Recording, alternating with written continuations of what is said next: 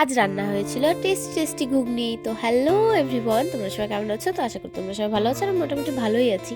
তো দেখো, এর আগে একদিন ভিডিওতে তোমাদের দেখিয়েছিলাম যে পালং শাক লাগিয়েছিলাম। তো দেখো কি সুন্দর, আর বেগুন গাছ, তারপর টমেটো গাছ লাগিয়েছিলাম, তোমাদেরকে দেখিয়েছিলাম। দেখো কি সুন্দর হয়ে গেছে, আর পালং শাকগুলো বেরিয়েও গেছে। খুব একটা ঘন ঘন হয়নি, তো ঘন না হওয়াই ভালো, তাহলে পালং শাকগুলো আর কি সুন্দর হয়। দেখো কি সুন্দর বেরিয়ে গেছে। তাই আমি সকালবেলা উঠে এতে জল দিয়েছি, তাই তোমাদের সাথে একটু শেয়ার করলাম। আর হ্যাঁ, সাইডে ধনেপাতা গাছও লাগানো হয়েছে, কিন্তু সেটা একটু লেট হবে, কারণ ওটা লেটে লাগানো হয়েছে। তো যাই হোক, দেখো মা রান্না করছিল, তো আমি যে দেখছিলাম যে মা কি কি রান্না করছে। ফার্স্টে আমি বুঝতেই পারিনি যে কি রান্না হচ্ছে, এত জিনিসপত্র সব। তারপরে বুঝলাম, হ্যাঁ আজকে তো ঘুগনি মটর রান্না হবে, কারণ কালকে রাত্রে ভিজিয়ে রেখেছিল। আর রান্না হয়েছিল মাছের তরকারি। তোমরা সবাই জানো মা মাংস খায় না, তো আমাকে লঙ্কার গুঁড়ো আনতে পাঠিয়েছিল, আমি গেছিলাম লঙ্কার গুঁড়ো আনতে, আর মা রেখেছিল কষানো মাংস, সেটা খেলাম। আর এই যে সেই ইয়াম্মি টেস্টি টেস্টি ঘুগনি। তারপরে খেতে বসে গেলাম। আর আমার সিম দিয়ে তরকারি খুব ভালো লাগে, ওই জন্য মা তরকারিতে সিম দেয়, সেই টেস্টি হয়েছে।